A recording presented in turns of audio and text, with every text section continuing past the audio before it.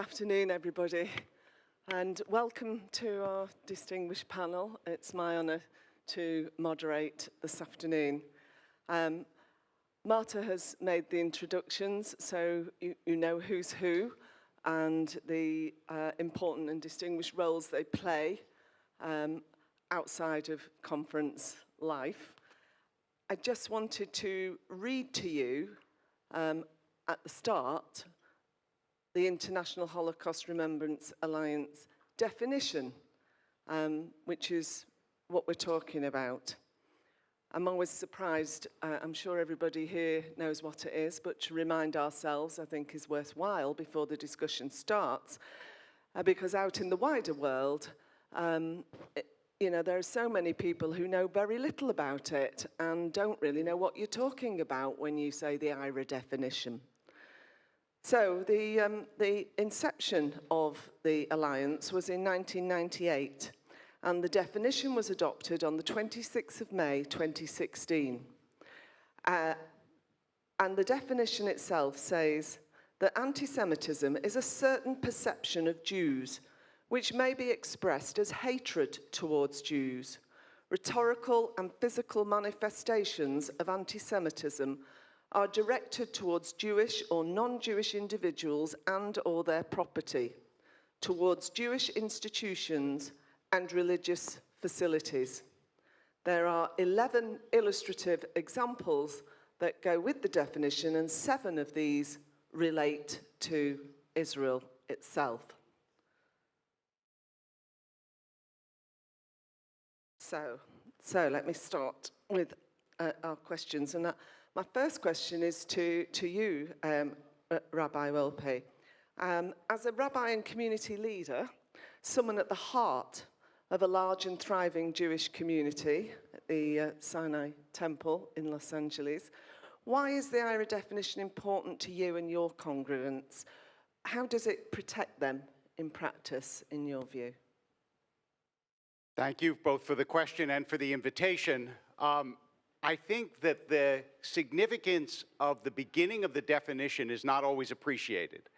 When it says a certain perception of Jews that leads to hatred, but doesn't say what the perception is.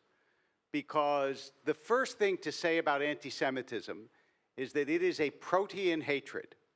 You can hate Jews because they're communists or because they're capitalists.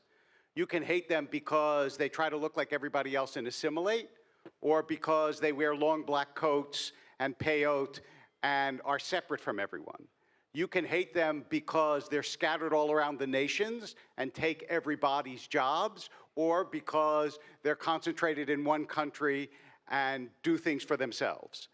And that reality is incredibly important, because every time we try to pin down the origins or the manifestations of anti-Semitism, it slips out from underneath us.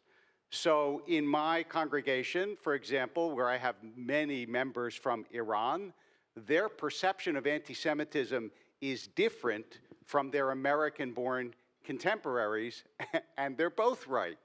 And they can learn from each other, because anti-Semitism is a morphing, also a constantly changing reality. And I'll just make one last comment to sort of expand our sense of it, which is that anti-Semitism is the only hatred of which I am aware or have ever read where people think of others as both subhuman and superhuman, right? Jews are vermin that control the world. I can give you one theory. Hyman Maccabi, who was an English historian, said this is because the part of the supercharge of anti-Semitism is that the Jews killed Jesus. And in order to kill a god, you must be a superhuman devil. And we should appreciate that, because there's an almost mystical quality to anti-Semitism that comes from religious origins of which we should be aware. So I would say it's important for my community, because the definition very wisely does not say anti-Semitism is this, because it's almost everything in the realm of human darkness. Thank you, Rabbi, and I think that's a really important point that is often missed. I know I've had many discussions over the years about this, but quite often when people talk about Jews or the Jewish community or hatred towards Jews, they talk about Jews as if they're just one homogenous group, and we don't see any definition, any differences, the diversity, the richness. It's just Jews. Thank you for that.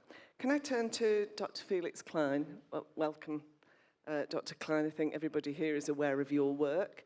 And can I ask you, how has Germany's past impacted the adoption of the IHRA definition?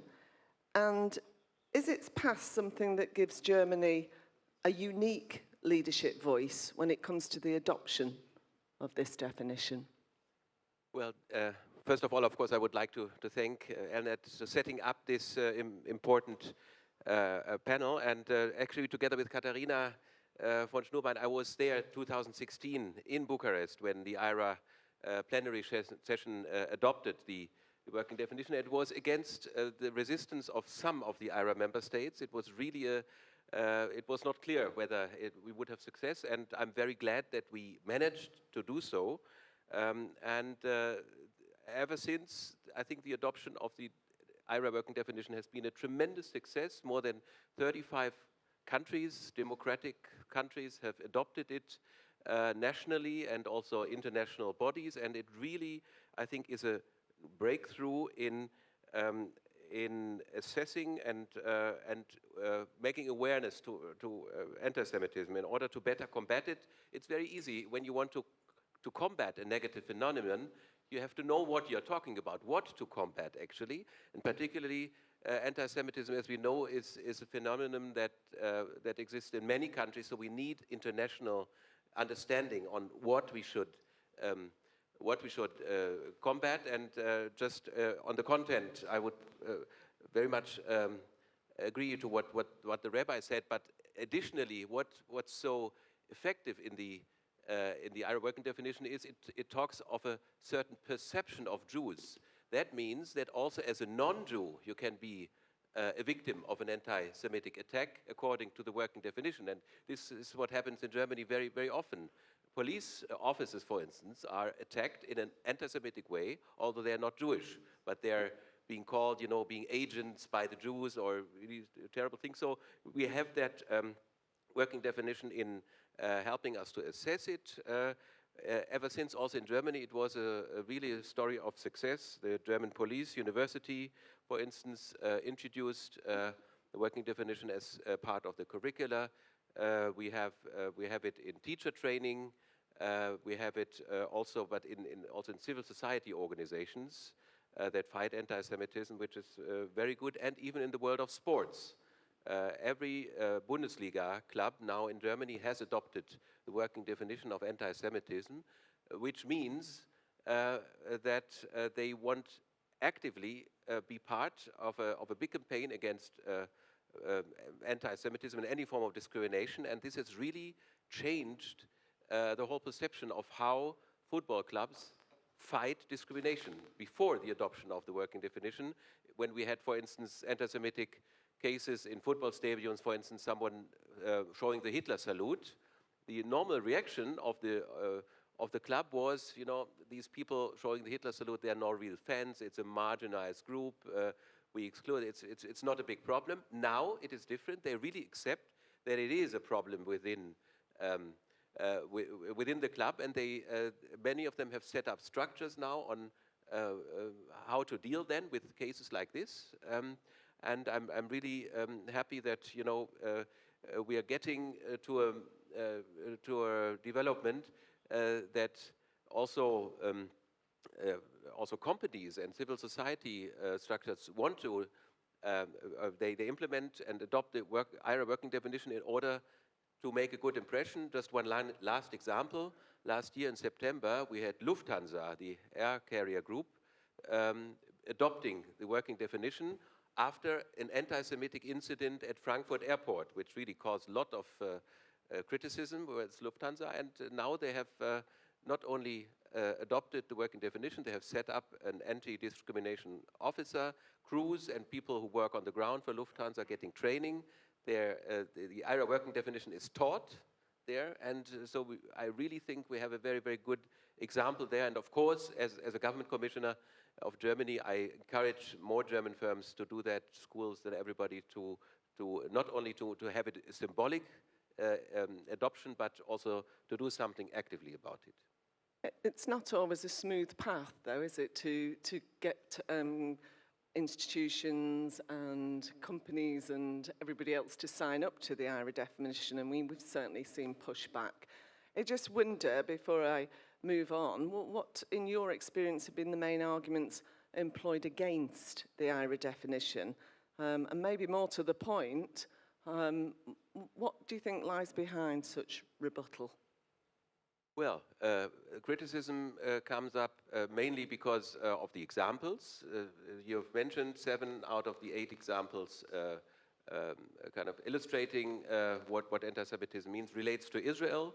So people criticize that it is too much focused on Israel.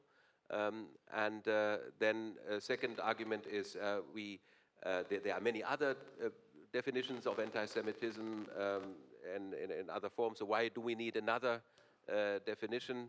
And third criticism comes in that it limits too much the freedom of speech and the politically correct arena, let's say, when we argue about anti-Semitism, for instance, in the field of arts and culture.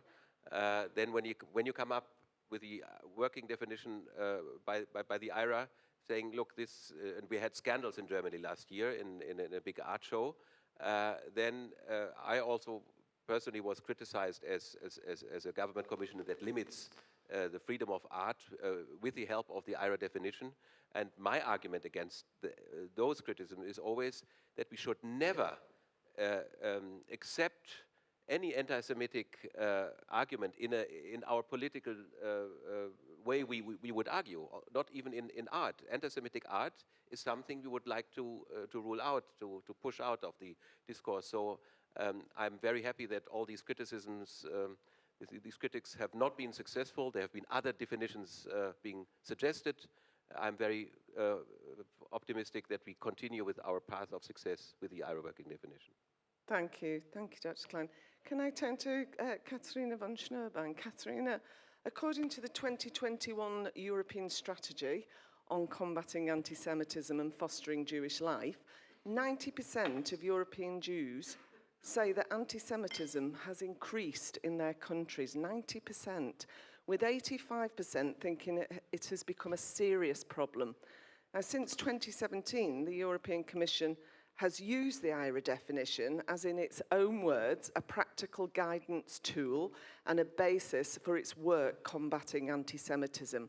How important has this definition been in this, and what role do you think it plays? Yes, also from my side, thanks a lot to ELNET for the invitation. I believe that the IHRA definition, in fact, has been key for our work, because you can't fight it if you can't define it. And this definition, because of the examples, gives a good overview over the different forms of anti-Semitism. As we know, anti-Semitism adds on, the old forms don't go away, so it's very important to have all these forms in examples also spelled out, including with regards to Israel-related anti-Semitism and the fact that anti-Semitism nowadays also hides behind anti-Zionism. So I think the examples are key. It's important that it is non-legally binding. So those who say it limits freedom of speech are actually incorrect. It's a tool to allow a two-way street. Those who in the past had the possibility, for example, when it comes to Israel, to make remarks that Jews and others perceived as anti-Semitic had seldom any opposition to this with a real instrument at hand.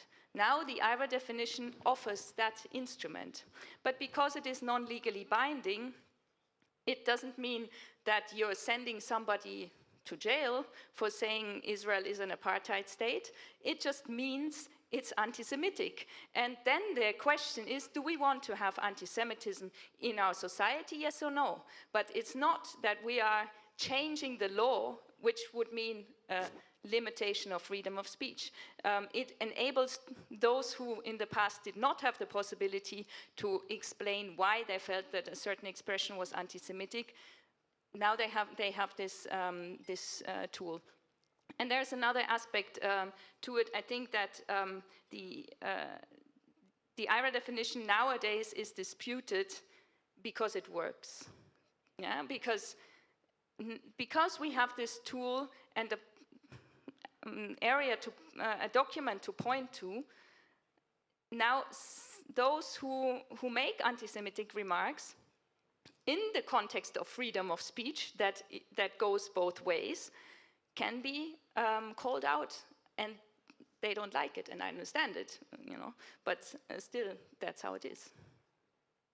I think the most common criticism I pick up is that and it's long been said, and it's current as well, long before the IHRA definition, that any standing up to anti-Semitism, to anti-Zionism, is trying to squash, crush, prevent criticism of Israel. I mean, I think. And now we have the document, and I think that before the IHRA definition, no one had the need to say what anti-Semitism is not. Now suddenly everyone seems to have to discuss this, and because they feel in the defensive. And I just think it is a tool to uncover a bias. And by the way, is also with regards to this non-legally binding aspect very important that the IHRA definition, sometimes I think that the people who criticize it haven't read it, because it says in the IHRA definition itself that anti-Semitic remark is anti-Semitic when is illegal when so defined by law. So that is even within the IHRA definition. It also says that context matters. So a swastika on a bus stop can be interpreted differently than a swastika on a synagogue. So all of this, I think, is very important that we take the different aspects into account in order to use it correctly, because like any other instrument, the IHRA definition can also be misused. That's clear, and it has been misused. But we have also seen that courts, if it encroaches really on freedom of speech, for example, courts have reversed it. So it is a very good tool in my view. Thank you, Katharina. Lord Pickles, can I turn to you? And I know that you've played a very significant role in making sure that the IHRA definition applied in the UK. So, but your role in government, or with government, is to be the special envoy for post-Holocaust issues. And we know that Holocaust survivors have played a big role, a very brave role in Holocaust education and education about anti-Semitism, what it is, what it can lead to. A big part of the IHRA definition to implement it must be to educate. We're facing a situation coming fast upon us where we will no longer have Holocaust survivors to play that role, to make that impact. What is your view about how we go forward from there and how we replace that amazing impact that they are able to make? Joan, could I just crave 30 seconds of indulgence from you? I just want to build on what Katharina just said, which is, I think we can have as many definitions of anti-Semitism as we like, and that doesn't matter, because the IHRA definition is the only one that is actually effective. And it's effective for two reasons. First of all, we're quite used to adopting various definitions, and we think then the job's done. It gives an institution no protection against a charge of anti-Semitism by adopting it. It has to be worked. So if a university adopts it, it has to do something about it. It has to create a safe place for Jewish students to be able to study. and also for Jewish students to be able to enjoy education in the full. And the second thing is, and this is a brutal thing to say, but it's actually, we're rather good at turning up once a year of putting a candle and remembering all the dead Jews who were murdered. It's effective because it's about the danger that exists to living and breathing Jews. And you can't remember the Holocaust without recognizing the present danger to Jewish people. And it's effective in addressing that, because anti-Semitism morphs and it changes, and quite the majority of anti-Semitism is not now the sort of bastardized Darwinism that we experienced in the 30s, but it's about the state of Israel and about how Jewish people are dealt with. But to answer your question directly, there will come a time in the next decade when Holocaust survivors will move from contemporary memory into the history books. And at that point, our perception of the Holocaust will change.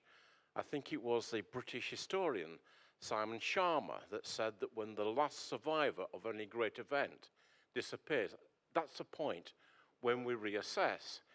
He was talking about the French Revolution, and he was basically saying that all the books of the 1850s largely dominated our thoughts on the French Revolution until the bicentenary. And there is a degree of smugness within Holocaust remembrance in thinking that all the testimony that we have put together will be enough, and that testimony will speak for itself. Well, I believe we're moving into an age of indifference, where people will know the numbers but will not empathize or understand what actually happened. And I think our weakness is our very strength, which is the level of that testimony. And images and words can be changed. We saw the Harry Potter actress, Emily Watson, reading out Mein Kampf. It wasn't her, but it was a pretty good facsimile of her. And we somehow feel that if we put some kind of something within the vision, an algorithm, that somehow that is going to hold things through. And my view is very firmly that the way in which we remember, the way in which we retain the importance of the Holocaust, is by ensuring that we ensure that the narrative is firmly based on truth, so that all the deep fakes can come and all the deep fakes can go. But if we get across the understanding of what caused the Holocaust and what happened in the Holocaust, then when people see the deep fakes, they'll just say, that's nonsense, without requiring any technical wizardry in order to do it. So truth will defeat? Truth will always defeat lies. But I think it's going to be different. I mean, I've been in front of a school and they say, well, it was a long time ago, and I know 6 million people died, but a lot of people died in the Spanish flu. What about the 30 Years' War? What about the Black Death? And that entirely misses the point about trying to find some moral equalization. And it is vastly important that we kind of understood that there existed on Earth, and not so long ago, a government that decided to murder systematically a religion and a race and to completely eradicate them. And the hard truth is, they nearly succeeded. And it's that kind of abuse that we need to own. And that's why Yad Vashem and all the other institutions are so massively important. It's about understanding that the power of a state, using the full panoply of the state, almost of industrial state, can organize and eradicate fellow citizens. Thank you, and that's a good link to come to. Ambassador Dani Dayan, as chairman of Vashem, how intrinsic is the IHRA definition of anti-Semitism in your view and in your position in that a very special position, I think, and a very, very special place? How intrinsic is it to remembering and learning about the Holocaust? Well, first of all, in addition to expressing my gratitude to ELNET, I want also to express my gratitude to 3 of my co-panelists, and please, Rabbi, don't be offended. I am not including you, not because I not admire your work, but I think that the fact that we have Katharina, Felix, and Lord Pickles as our allies in the fight against anti-Semitism in Europe, in government, doing an incredible task that is never easy, always challenging, and they do that with not only talent, but devotion. We Jews are so lucky to have them that really I cannot express, my English is not good enough to express my gratitude to all of them and to some very selected group of their colleagues all over Europe. Now to your question. As Katharina aptly said, the IHRA definition of anti-Semitism, the pushback against it is because it's so successful, so effective.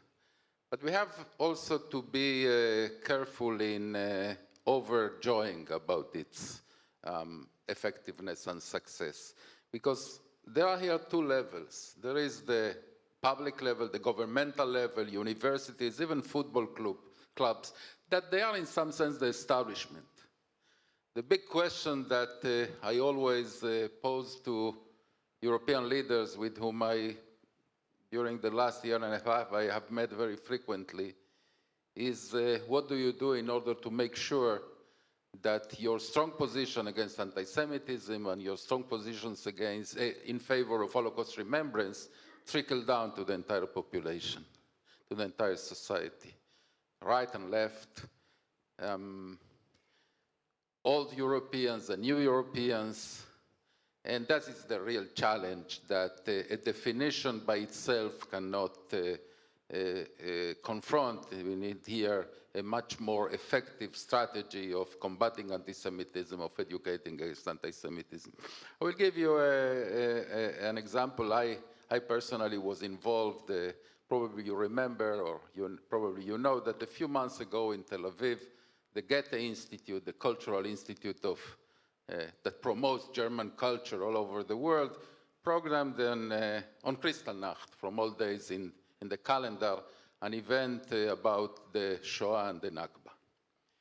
And I called the chairman of Goethe Institute in Germany, not in Tel Aviv, and we have a very long conversation. And I told him, you know, to be the Goethe Institute that promotes the culture of the perpetrating nation in Tel Aviv or in Jerusalem, the country of the victims, is nothing similar to being, for instance, the branch of Instituto Cervantes in Beijing.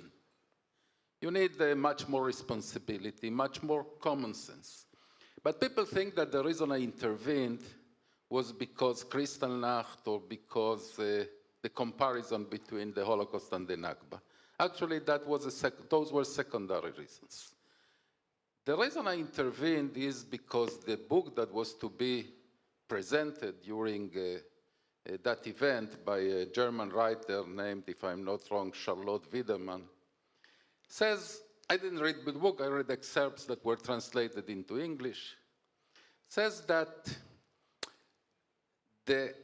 I think I'm using the exact word, the privilege of the mourning of the Holocaust does not allow other mournings caused by colonialism, for instance, to be accepted.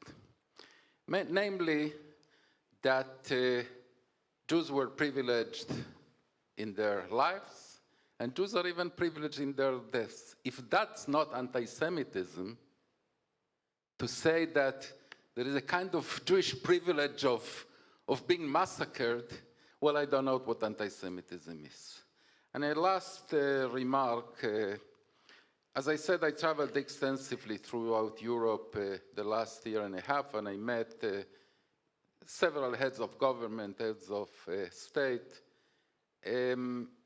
We see in Europe a somewhat worrying, too wide gamut of approaches, not to anti-Semitism, but to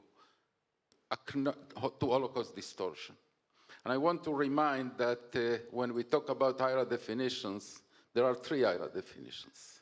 There is the definition, working definition of anti-Semitism, but it's also a very important definition of what means denial and distortion of the Holocaust. And there is also a third one, which is the discrimination of Roma and Sinti.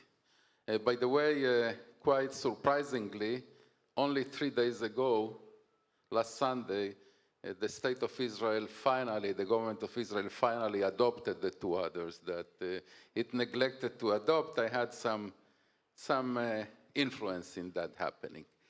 If I am allowed, one more sentence. From Ukraine that acknowledges the Jewishness of the victims of the Shoah, but refuses to acknowledge collaboration, to Poland that in some senses criminalizes or punishes, civil punishment, civil liability of extensively talking about collaboration, to Lithuania, where I found a leadership that is extremely committed to the right things, to do the right things regarding Holocaust remembrance, but it's a good question if they have the political courage to do it. To France, where President Macron told me, I met him 2 days after his wonderful speech in Camp de Mille, and he told me when I expressed my appreciation that he was attacked by a lot of sectors in the French community. And finally, I must admit, and it's not easy for me to admit that, to Germany and Austria, that Austria has underwent an incredible process from the ultimate chutzpah of defining themselves as the first victim of National Socialism, of the Nazis, to completely acknowledging being a perpetrator nation. I think that is the crux of the matter. We have to insist in the different nations of Europe to look at their past with clarity, with sincerity, and to acknowledge that. It's a debt we have to the victims. It's a debt the leaders have to their own societies. Thank you, Ambassador. Rabbi Wolpe, there was a point you wanted to pick up there. So there is another function that the definition serves that has been implied but hasn't been made explicit that I think we should be aware of. Here's a good piece of rabbinic advice. Never attribute to malice that which you can attribute to ignorance. Your first assumption should be this person is ignorant, and then when that's disproved, then you can move to malice. So when a student on the college campus goes around chanting about how Israel is an apartheid genocidal state, my first assumption is they know as much about Israel as they do about Nagorno-Karabakh or Kashmir, which is nothing. And a definition of anti-Semitism can also serve an educative function. That is, people who are ignorant can learn something from it, and we shouldn't assume that that's impossible, because all of us have had the experience of seeing people express anti-Semitic views and then learn something and understand the nature of their previous views. So it isn't only a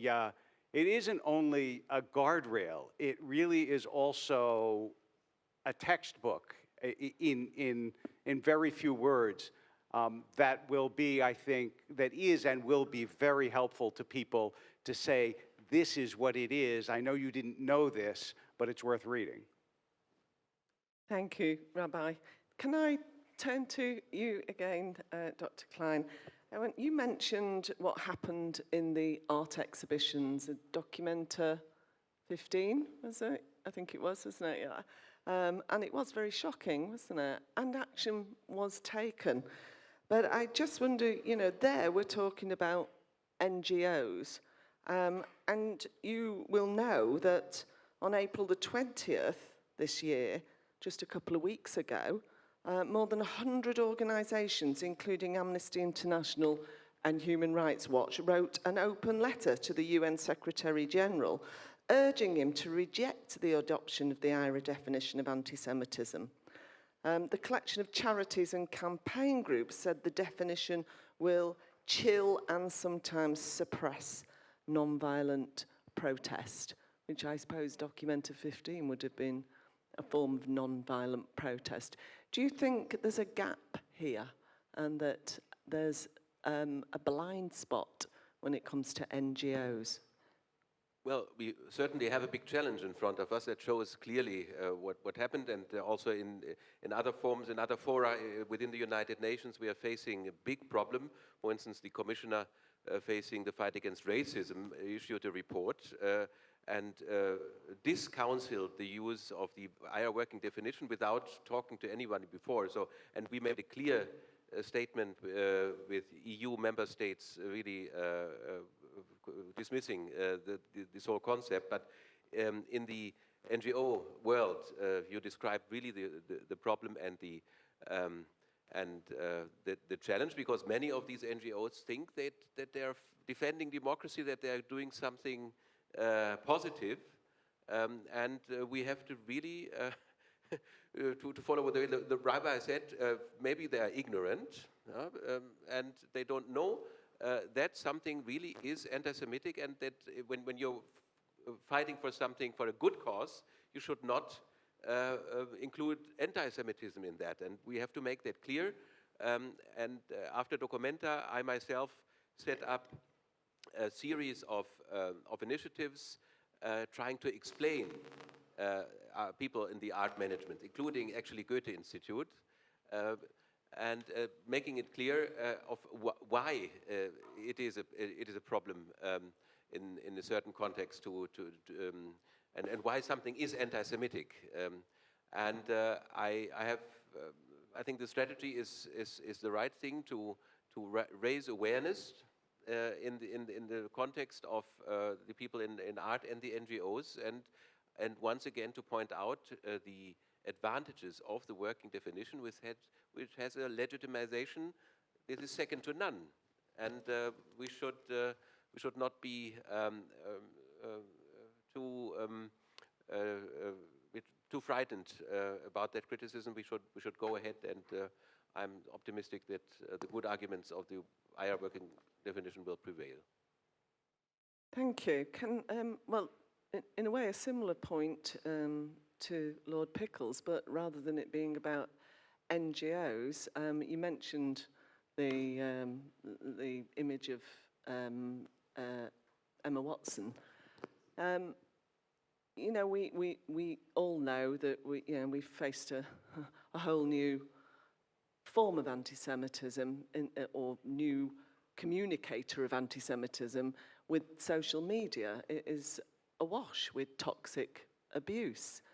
How can the IHRA definition be employed, or is it useful in tackling social media? Because there seems to be a terribly defeatist view about social media, that nobody can control it. But that can't be the case. Yeah, and I think in a way, Joan, the question's the problem. We think we can control, we can't. I mean, the amount of anti-Semitic activity has absolutely exploded since the change of ownership of Twitter. And somebody in their back bedroom with actually fairly basic skills in terms of manipulating an image and sound can produce something that's actually quite convincing. I had a Holocaust survivor deeply upset by an image that purported to show the British Foreign Secretary, I beg your pardon, the British Home Secretary, stood outside the gates of Auschwitz laughing. It was a complete fake. But this Holocaust survivor was upset, frightened, and disgusted by it. And we have to kind of accept this is what is going to happen. Now, we don't have the power to be able to smoke out every single one, What we do have the power to do is to ensure that there is a strong and robust narrative that makes those deepfakes look ridiculous, that you don't require enormous expertise to be able to look at something and to recognize that it is simply telling an untruth. Now, I had an experience in terms of the way it was like. I went to a death to Treblinka. And as you know, there's not much left there, but it's a quite dignified monument. And there was a bunch of Israeli school kids there, so it wasn't as grim as it might otherwise have been. And as we always do, I take out the old camera and take a click, and I put out a thing to say what a privilege it was to be here. And within 10 minutes, I was monstered by people saying, nobody died at Treblinka. It was a transit camp. The odd person may have died of flu, but basically the idea that it was a death camp is a lie. Now, somebody produced that in Britain, probably in the back bedroom somewhere, probably somebody in his 40s still living with his mother, but nevertheless, it was produced. And it's the unrealistic, it's the lies that you need to nail, and you can only nail that by ensuring that the empathy and the understanding that we currently have by having people who saw and experienced the Holocaust is transmitted straight across. I mean, one of the things that Yad Vashem does is to try to put faces and to names to victims, and that's so important. We've just announced, in conjunction with Yad Vashem and others, an open portal, so you'll be able to go in, see somebody who was interviewed in 2020, 1950, be able to look at the documents, to be able to understand that what they're saying is true. It's the truth that will hold through. Thank you, thank you. And you know, I mean, I'm going to come to the last 2 points in a moment, but just to say, Ambassador Dayan, you know that ELNET takes over 30 delegations a year to Israel, and we always take them to Yad Vashem, and it always has enormous impact. It is such an important place to take people to see the truth of it and the evidence, as Lord Pickles is saying. I'm going to come to you now, and if you can be very brief, because I want to give the last word to Katharina. Look, I for many years was an anti-Semitism skeptic. When I came to the US to serve as a diplomat, I thought that anti-Semitism will be low on my agenda. And then during my term there, 4 years, but actually in the period of 2 years, 15 Jews were murdered in anti-Semitic attacks in American soil. Now, that doesn't mean that we are in Europe of the 1930s. No, we are not. We are far from it. But there is one important difference between our contemporary generation, Jewish and non-Jewish, and the generation of the 1930s, Jewish and non-Jewish. As that difference is that we have the experience they didn't have. We know it can happen. We know that if we do not confront anti-Semitism, when I say we, I mean especially leaders of the world, do not confront anti-Semitism with vigor, with decisiveness, and defeat it when it starts, then it can develop into monstrous dimensions, and it will be too late to confront it. Therefore, my message to leaders is when you say never again, never is now. And yes, I will also add the last sentence with the risk of being considered a politicization. I think that we must be aware that that includes the calls for the annihilation of the State of Israel. When in Iran they say that they will wipe Tel Aviv off the map. It's not about the architecture of Tel Aviv that they don't like, it's about the Jews of Tel Aviv. So the difference between coming to Yad Vashem and saying never again as a shallow cliche, or saying never again as a policy strategy, is the difference of taking action or being indifferent. This is the time to take action. Absolutely. Katharina, I'm going to give you the last 2 minutes. And just to say, you know, it is the case, isn't it, that many of the Baltic and Balkan states, as well as Ireland and Portugal, have been very reticent about signing up to the IHRA definition. But the European strategy on combating anti-Semitism and fostering Jewish life is a phenomenal strategy to have introduced across a whole continent, really, but for the UK. We are still in Europe, though. It is phenomenal. And I just wonder, do you think, first of all, that we do enough, all of us, to combat anti-Semitism? And secondly, our focus tends to be on excellence, but we've got to be very careful not to let the perfect be the enemy of the good. I fully agree, and I think it's really a step-by-step approach. The European Commission strategy on combating anti-Semitism and fostering Jewish life that was adopted runs until 2030.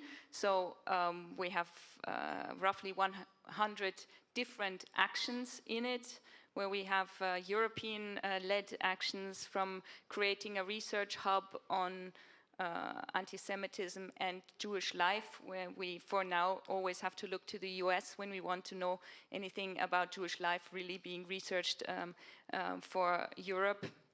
We want to create different networks, a network on places where the Holocaust happened, a network on young ambassadors to promote Holocaust remembrance. So all these things are part of that strategy, and they all need the involvement of the member states. So in that sense, I think this is the 27 EU member states, by being part of the club, and by having signed up themselves by unanimity to adopting the IHRA definition, to having strategies, and we also recommend them to having a special envoy or a commissioner on anti-Semitism, because we think that you need to have an entry point for the Jewish community and the person within the government to coordinate the efforts. So I think all of this together makes that there is a lot more investment by governments into actions. However, in the end,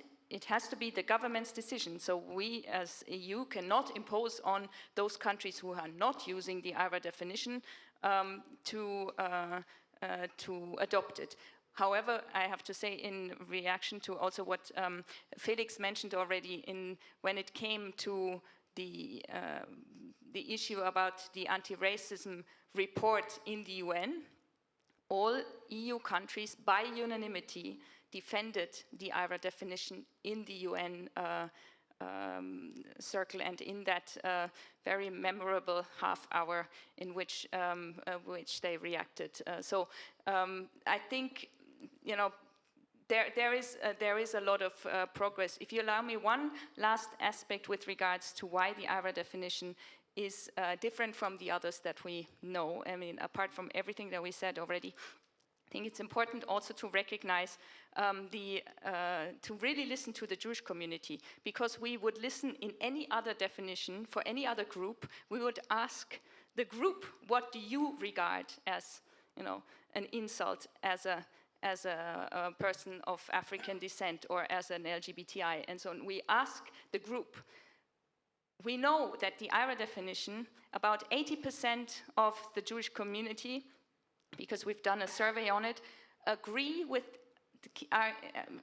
what is anti-Semitic, with what is in the IHRA definition. We know that the most pernicious form of anti-Semitism is anything related to the Holocaust, but the form that Jews in Europe encounter most is Israel-related anti-Semitism. So any definition that omits the reference to Israel-related anti-Semitism simply misses the point. And I think this is important to recognize as well when you talk about which definition to use. Well, ask those who are concerned by it.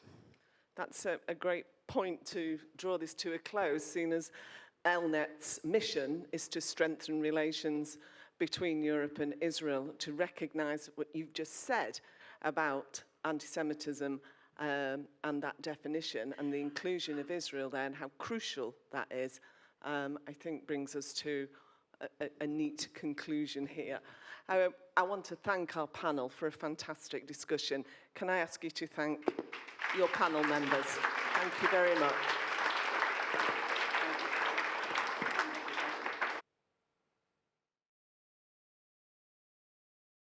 Ladies and gentlemen, before you leave the room, I have a couple of logistics announcements, so please stay with me one more minute. There have been an update. We sadly cannot offer you a coffee break because we're a bit late, so I suggest that you move to your breakout sessions swiftly after this announcement. At 6 p.m. today, we're going to have a screening of a documentary movie, Lies and Tears, that examines the death of Al Jazeera journalist Shireen Abu Akleh. The author of the film, Pierre Rehov, will join us for the special screening. It's going to be in the Lafayette room, so please don't miss out. At 7 o'clock, we'll start a cocktail reception that will be followed by 8 p.m. gala dinner. We have a great program prepared for you tonight, so please be on time. And thank you for being here. I'll see you later.